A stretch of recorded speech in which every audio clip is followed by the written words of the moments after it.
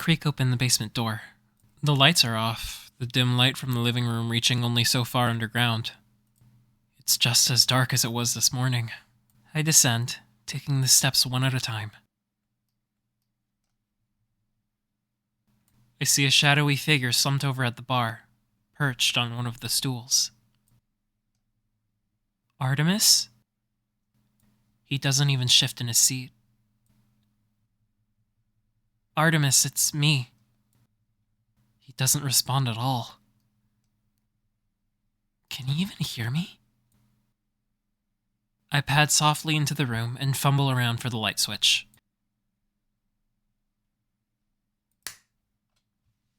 The bird stirs to life, grunts irritably, and shields his eyes. Hey, come on. His voice slurs and slushes like sludge. Just leave me alone tonight, Ollie. And turn that fucking light off. He turns around, pulling out a set of earbuds, and freezes in place.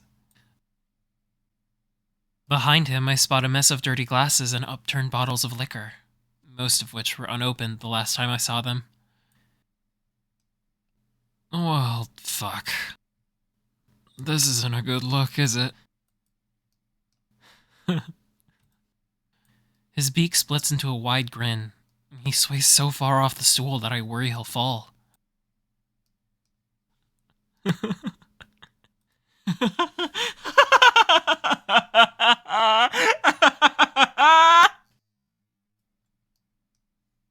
Laughter bubbles up and out of his mouth, and he finally does fall, catching himself on the nearby stool at the last second.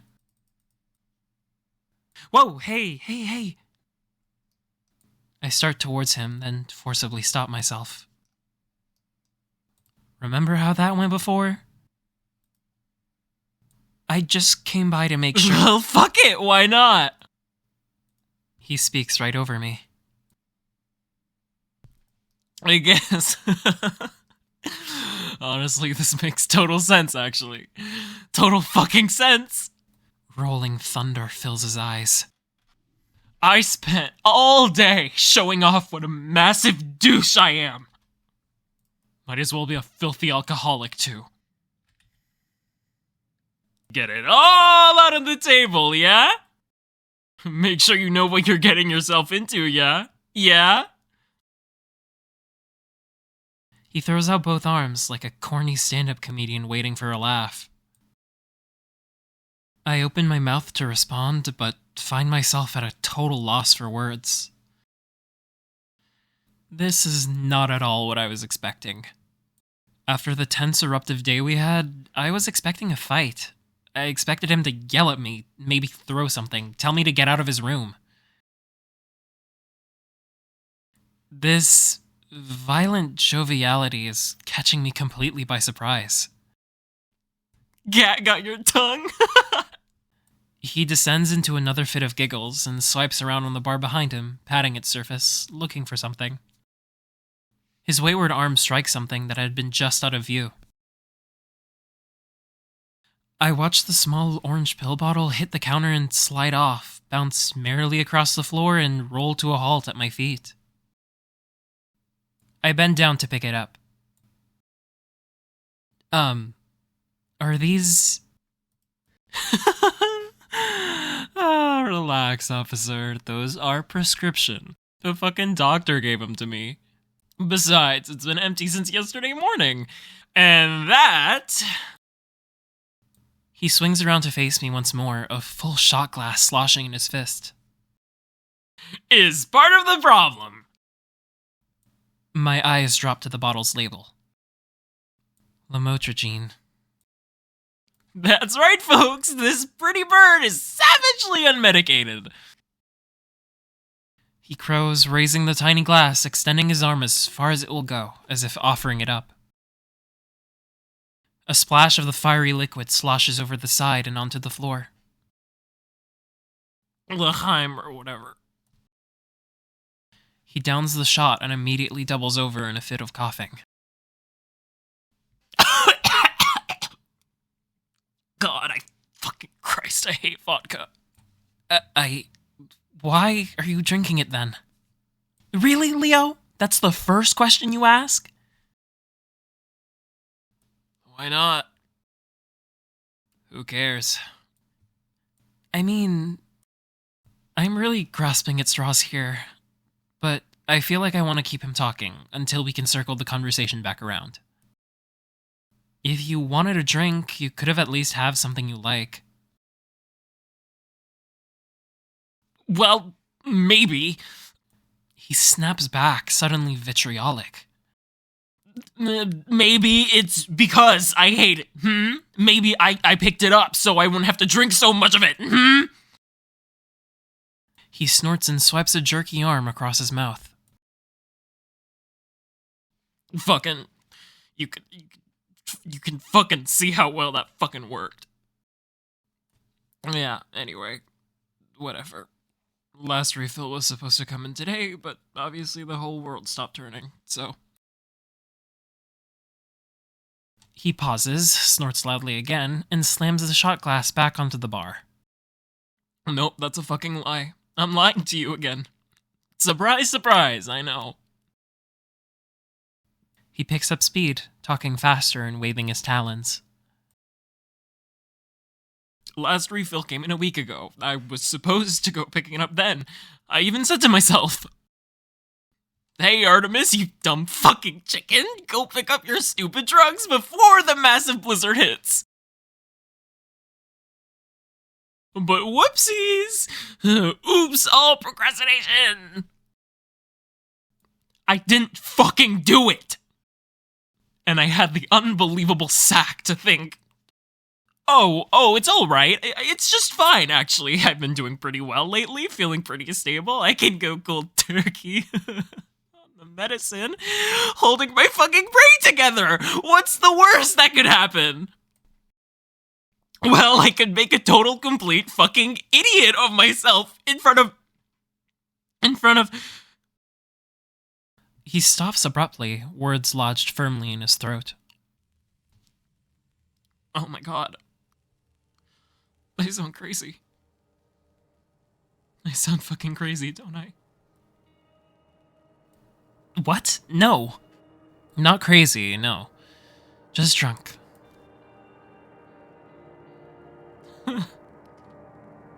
Yeah, okay. Whatever you say, Leo. He slumps backward against the bar and deflates, dropping his face into his claws. Since you're here... His voice comes out muffled and monotone. And since I already completely fucking blew it, let me ask you something. I want to take a seat next to him, but I settle for a stool at one of the nearby tables. Anything. One bright eye peeks out from between his claws, focused entirely on me. What the fuck did you see in me? What did I... Why me? He runs me right over, giving me no room to respond. Why go after me, of all people? Like I don't understand. When you told me that you were looking to shoot your shot, I thought, for sure, oh, it's Rofi. It must be Rofi, remember? Remember that? I mean, wasn't that the obvious choice? Childhood buddies, friendly personality, PA salary? Or even, okay, even if maybe you're not into dogs, yeah? And maybe you two are just friends. Then for sure, it's gotta be Hunter, yeah? The biceps, confidence, fancy cologne, offshore bank accounts or whatever. Or what about Theo? Guy's not my type, but I could see it. Strong, caring, got a bit of that salt and pepper style going on. And Ollie, obviously, is perfect. He's literally perfect. I just don't understand.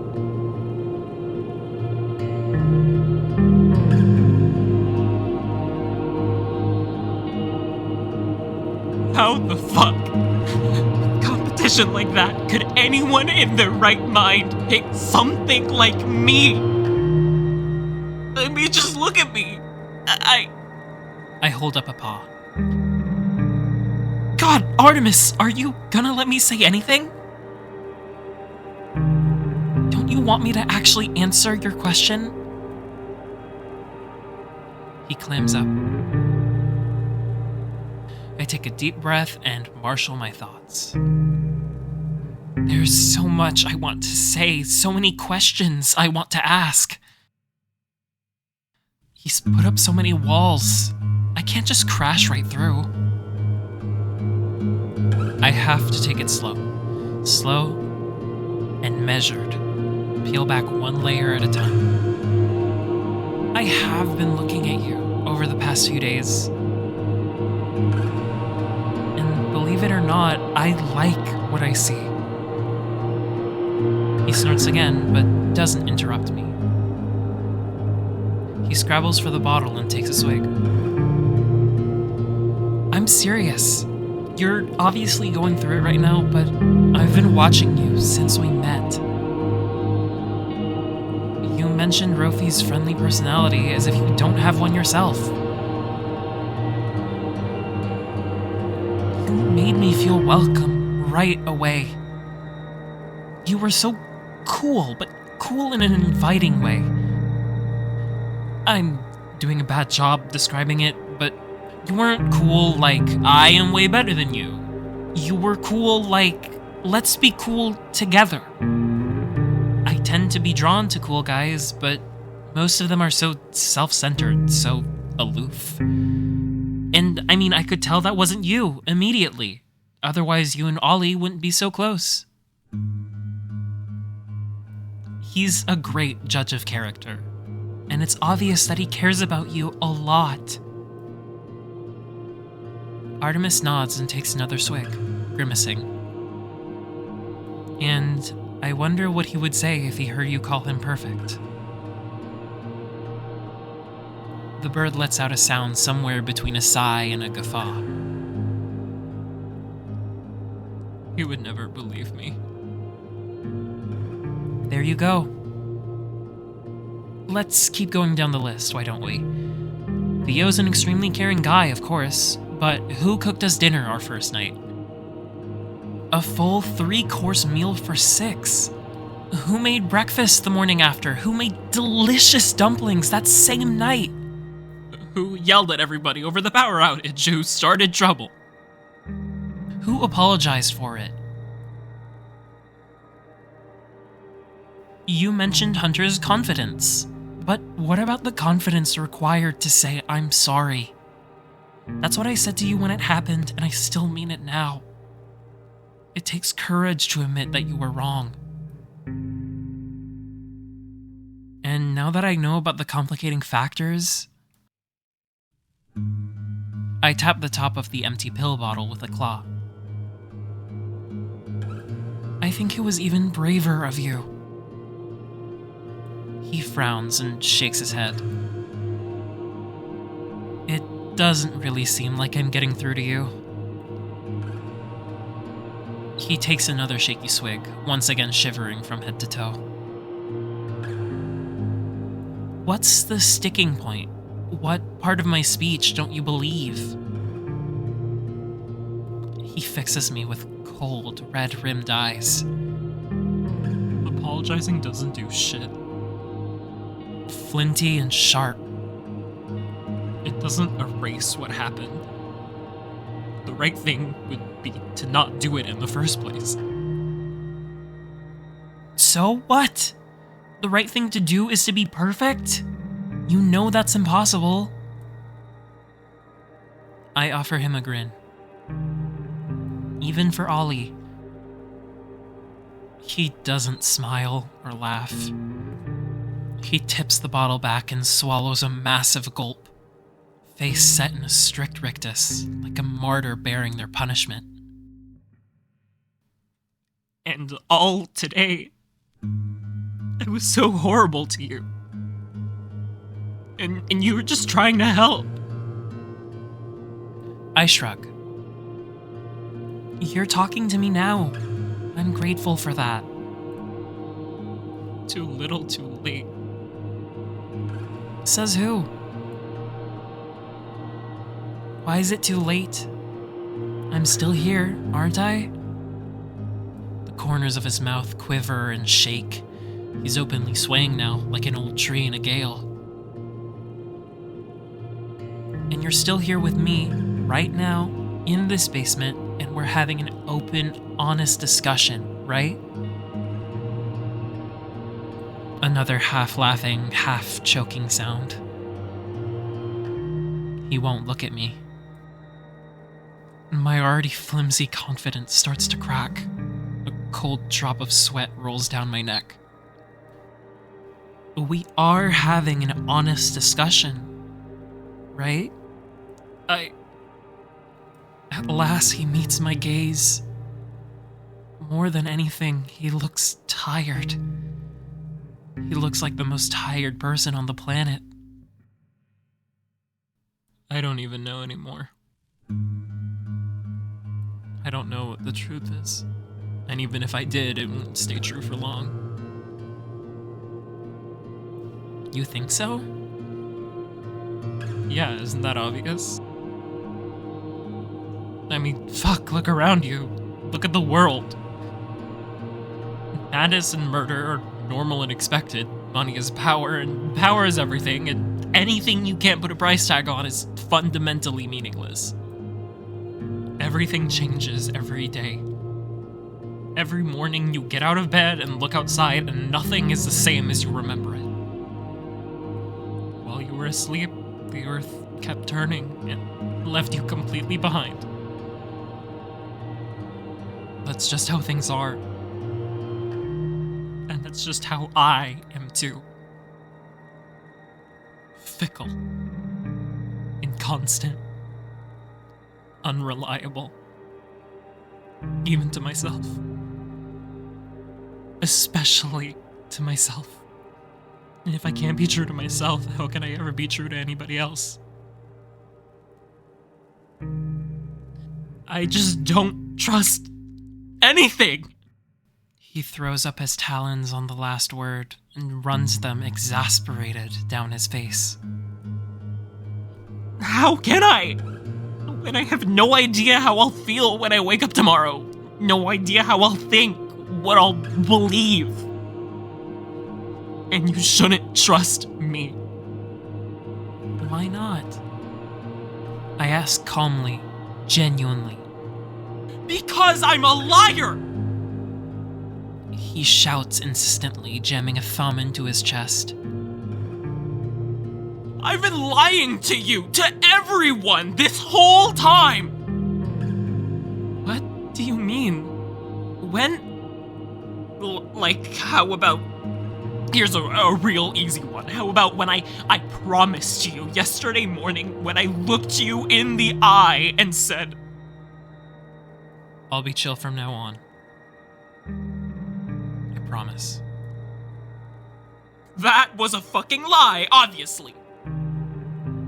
Instead, I hopped out on the freakout bus and drove it right into Breakdown Canyon. Oh yeah, here's another one. Remember that text I sent you? I apologized again to Theo for being so harsh. And also for all the old man jokes. Gonna be extra nice to him for the next few days, just in case. Nope. Fucking bit his head off the first chance I got, didn't I? Or how about... You'll see me tomorrow. I'm not going anywhere. And I all I did was run from you. So there, you see? I'm a liar, and a coward, and fucking flake. Always so quick to promise and so slow to prove. His voice falters mid-thought. Something about this moment feels important. It feels wrong for me to interrupt. So I wait. Artemis is silent for a long time. I watch him cycle through phases. I watch him shake like a leaf. He is clearly very drunk now. You can't trust me because I am a lie. When you look at me, you see nothing but lies. A whole messy web of them. Some constructed, some natural. Silence, save for the patter of snow and wind on glass. I think it's time to rip the Band-Aid off. Earlier today, when I picked up your wallet, that obviously upset you. Can I ask why? I could guess, of course, but if possible, I'd like to hear it from you. I give another little push. The name on the license. Please, don't say it. I would never.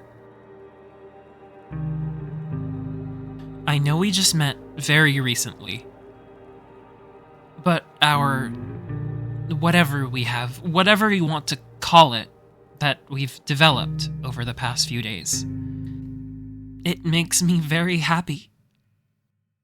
Happier than I've been in years.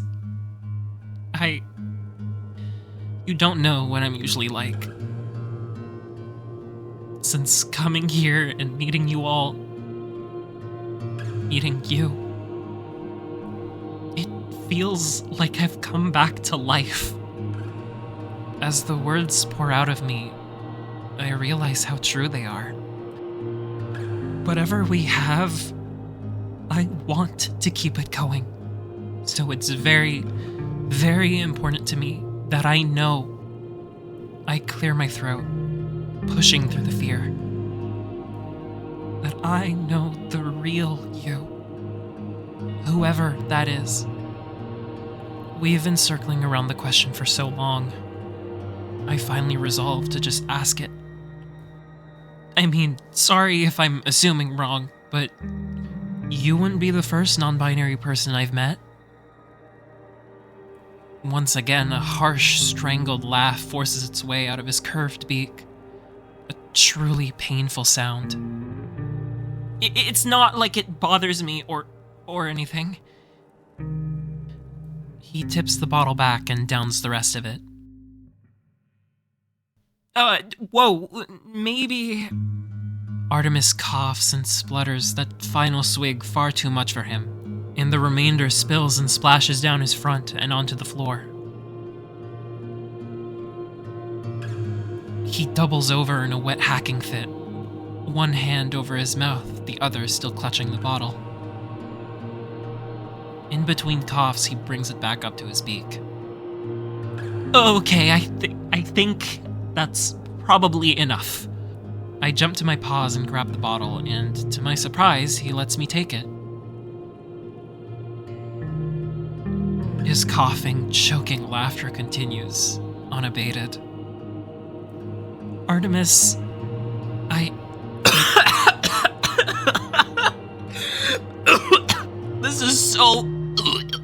This is so fucking stupid! I mean, for fuck's sake, look at me! He says for the second time tonight. I'm a dumb fucking dramatic bitch.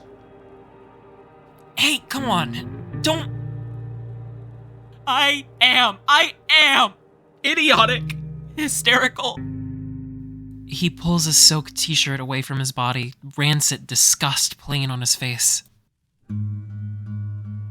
Sopping fucking wet and pathetic. With a quick flutter of his wings and a number of virulent curses, Artemis yanks the shirt up and over his feathered head. He reels back and chucks it bodily across the room.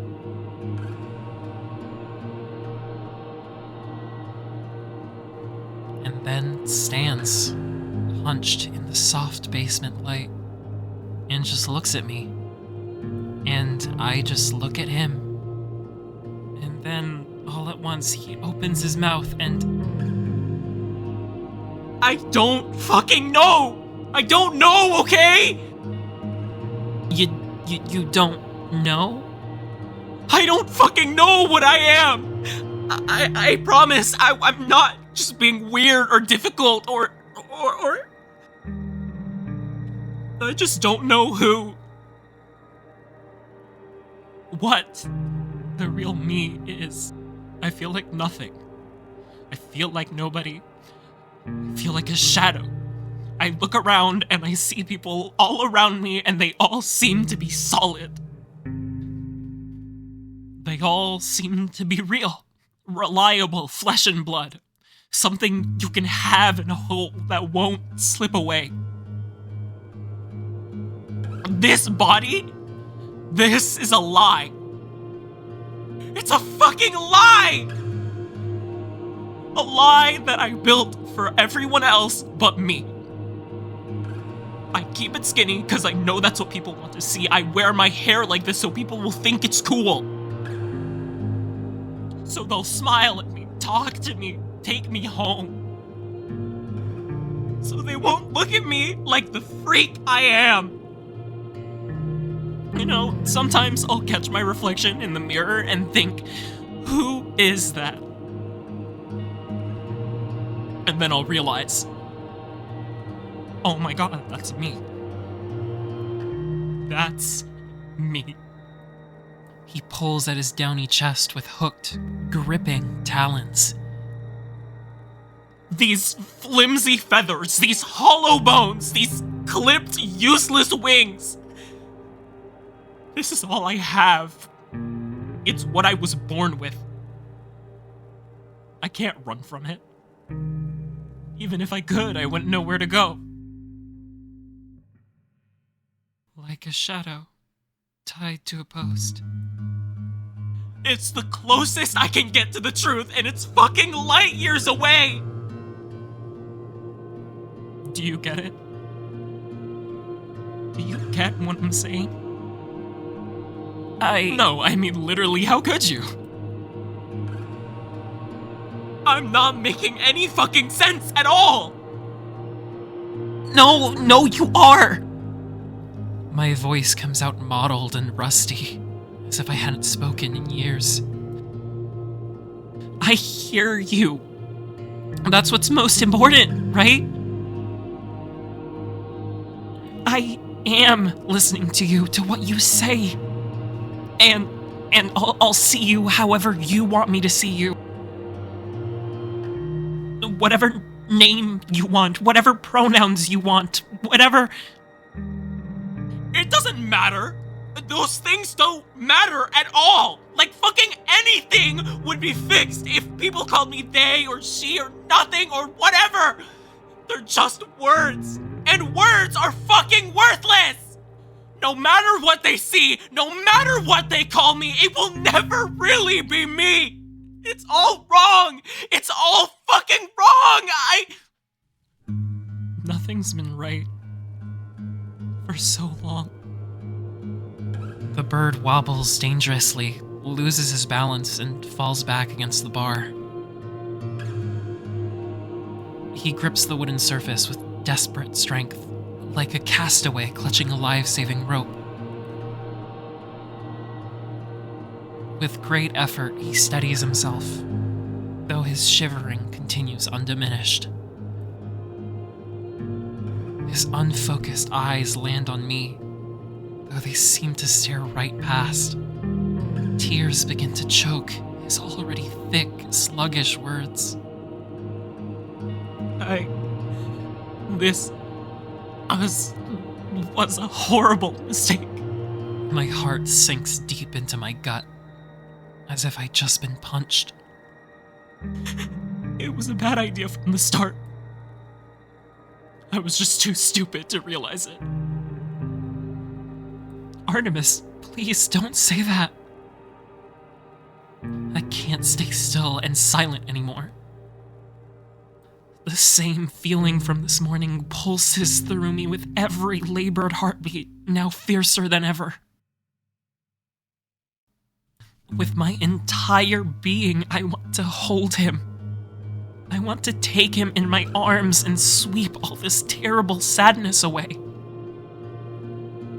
I rise from my chair and close the distance between us, arms outstretched. Please, just come here. It'll all be okay. Don't touch me! He recoils from my open arms as violently as if they were sparking electrical wires. He scrambles to the other side of the bar, knocking over one of the stools with a thundering clatter. Don't come near me! Just stay away! Artemis, Don't cry. Look, I'm sorry that I roped you into this. I know I always come on too strong. If you don't feel the same way about me, then... Don't cry, don't cry, don't cry. Then please just tell me, and I'll leave you alone. No, no, no, no, no, no, no! Artemis shakes his head so violently that he almost falls over again.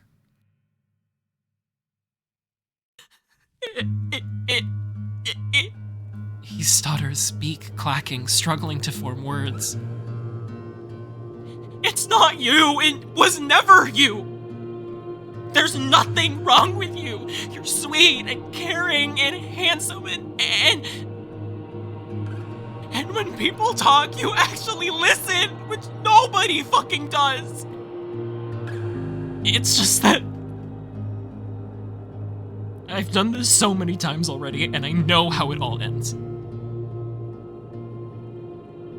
Every time I fall to pieces, I look for someone to pick me back up again. Someone to hold me together. Someone who will tell me who I am, what I should be. It's selfishness. That's all it is. I use them to feel better about myself, and then, like clockwork, I pull away. I flake. I let them down. I should know better by now, but I can't stop. I always think that maybe this time it'll be different. But it's never different.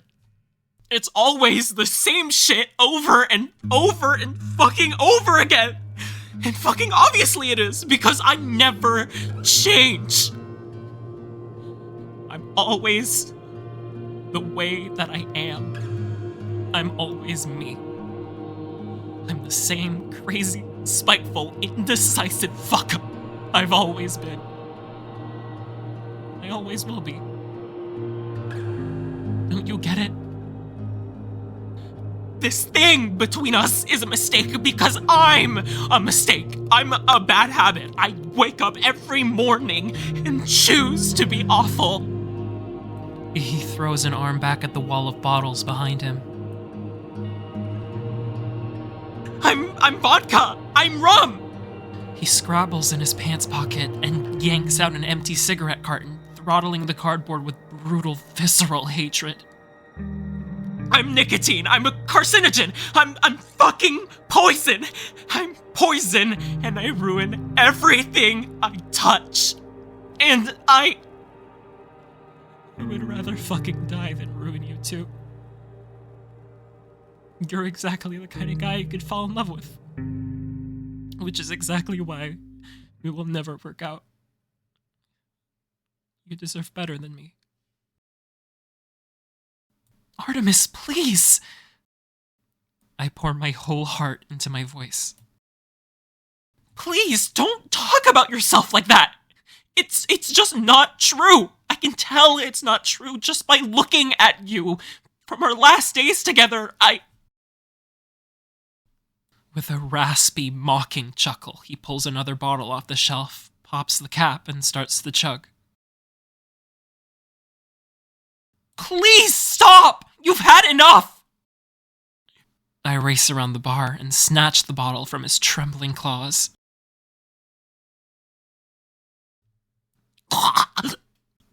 He gags. His eyes go blank. His face turns completely white. He shoves me bodily aside and bolts into the bathroom, slamming and locking the door behind him.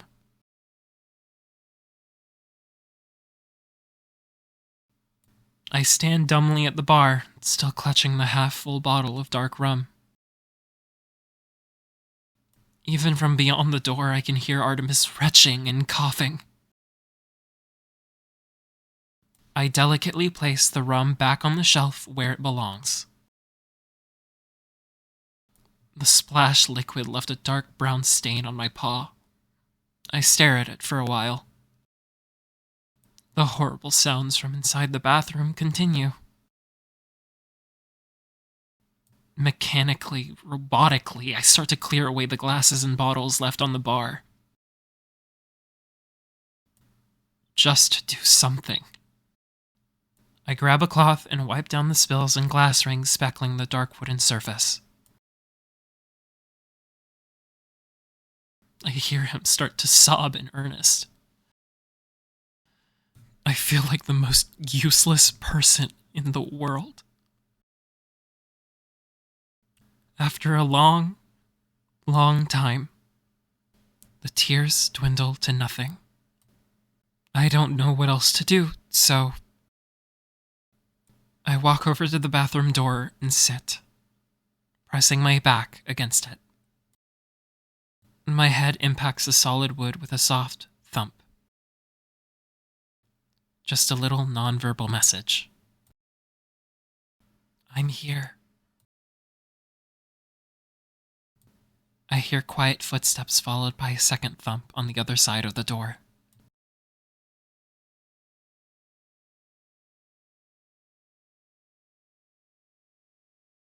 We sit.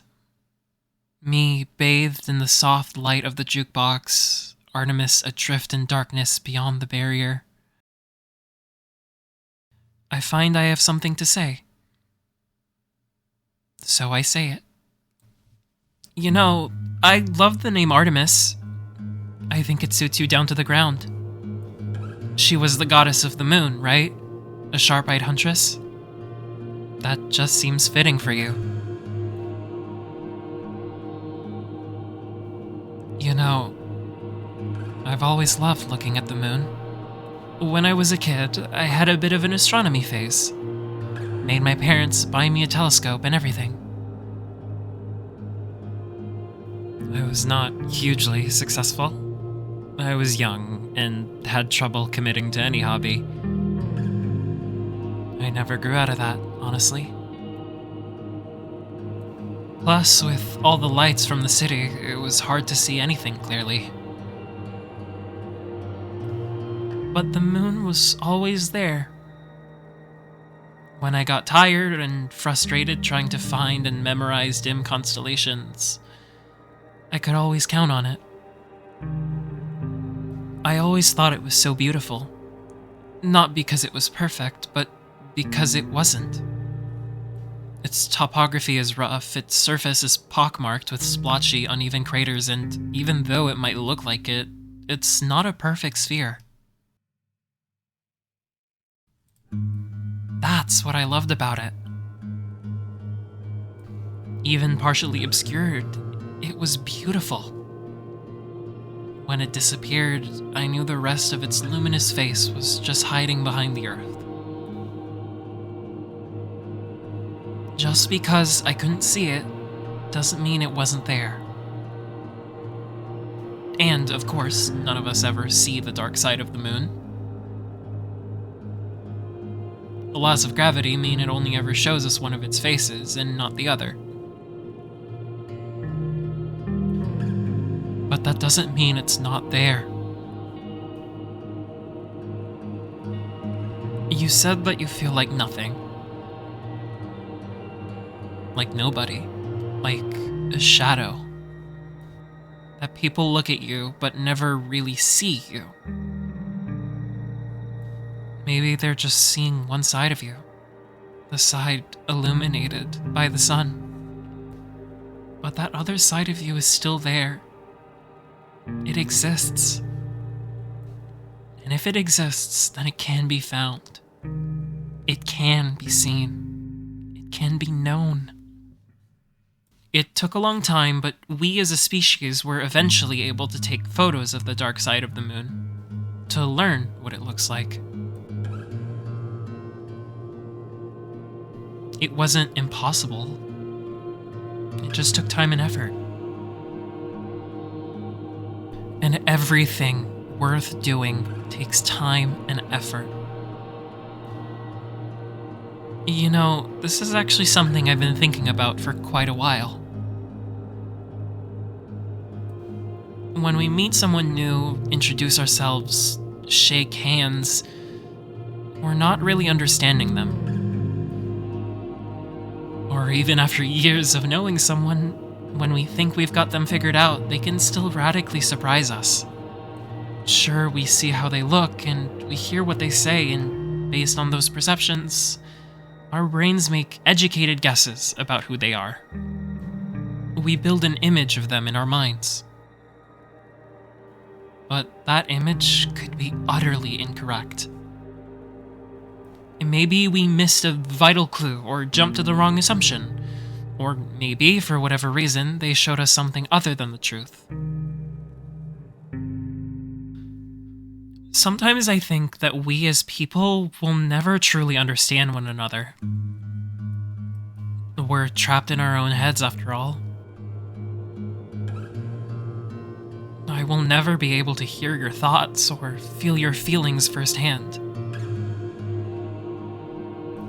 I guess, in a sense, when we talk to each other, it's always like this. I gently tap on the door with a claw, twice. We're always communicating through a closed door. Right now, I can picture you. I can imagine you sitting on the other side of the door.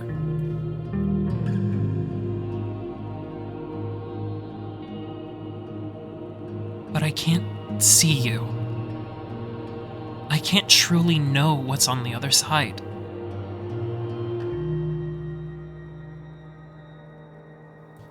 But maybe, eventually, if we keep talking and listening to each other, keep sharing our thoughts, stories, laughter, tears, dreams, maybe then the door will open.